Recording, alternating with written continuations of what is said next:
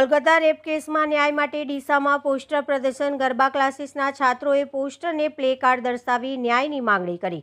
કલકત્તામાં resident doctor યુવતી પર બળાત્કાર કરી તેની હત્યા કરવાના બનાવના સમગ્ર દેશભરમાં ઘેરા પ્રત્યાઘાતો પડ્યા છે, ત્યારે ડીસામાં પણ ગરબા ક્લાસીસના વિદ્યાર્થીઓએ મૃતકના પરિવારને ઝડપી ન્યાય મળે અને બળાત્કારીઓને ફાંસી થાય તેવી માંગણી સાથેના પોસ્ટરો પ્લે કાર્ડ દર્શાવી ન્યાયની માંગણી કરી હતી। કલકત્તામાં અસામાજિક તત્વો દ્વારા મેડિકલ કોલેજના રેસિડેન્ટલ ડોક્ટર યુવતી પર બળાત્કાર કરી તેની હત્યા કરવાનો બનાવ બનતા દેશભરમાં ઉગ્ર વિરોધ થઈ રહ્યો છે। વારંવાર બનતા બળાત્કારના બનાવો અટકાવવા તેમજ પીડિત પરિવારોને ન્યાય અપાવવા દેશભરમાં આંદોલનો થઈ રહ્યા છે, ત્યારે તબીબોએ પણ આંદોલન કર્યું હતું। ત્યારે ડીસા શહેરમાં પણ કલકત્તાની પીડિતાને પરિવારને ન્યાય મળે તેના સમર્થનમાં ડીસામાં આવેલા કનૈયા ગરબા ક્લાસીસના વિદ્યાર્થીઓએ બગીચા સર્કલ પાસે પોસ્ટર અને પ્લેકાર્ડ દર્શાવી વિરોધ પ્રદર્શન કર્યું હતું। તેમજ વિદ્યાર્થીઓએ બળાત્કારીઓને ફાંસી થાય અથવા કડકમાં કડક સજા થાય તેમજ દેશમાં બનતા બળાત્કાર બનાવ અટકે અને પરિવારોને ન્યાય મળે તેવી માંગણી કરી હતી।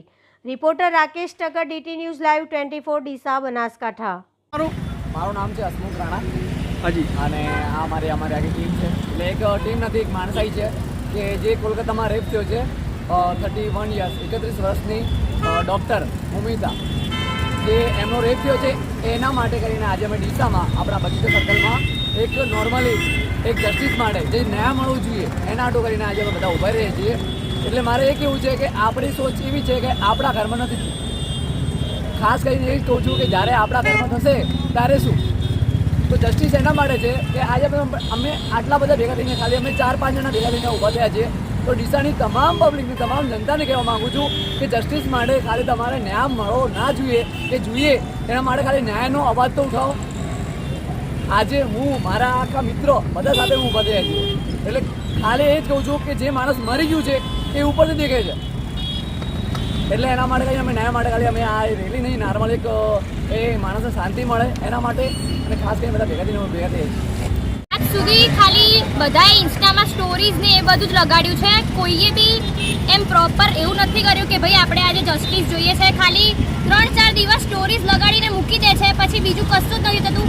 આજે આમના ઘરે થયું છે, કાલે આપણા ઘરે બી થઈ શકે છે, તો પ્લીઝ તમે આમના માટે સપોર્ટ કરો, અને જેવી રીતે અમે અને અમારી ટીમ ઊભા છીએ એવી રીતે તમે બી આવું કંઈક કરો, કારણ કે આ બી કોકની છોકરી જ છે, આપણે બી કોઈની છોકરી જ છીએ।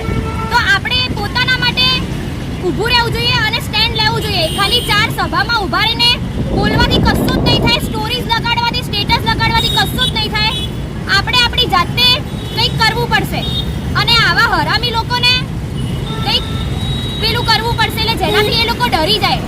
કંઈક કરશો તો જ તમે આપણા ન્યાય અપાઈ શકો છો આમને। શું નામ? કાલ ઉઠીને આપણા ઘરે બી થઈ શકે છે। મારું નામ હેલી પંચાલ।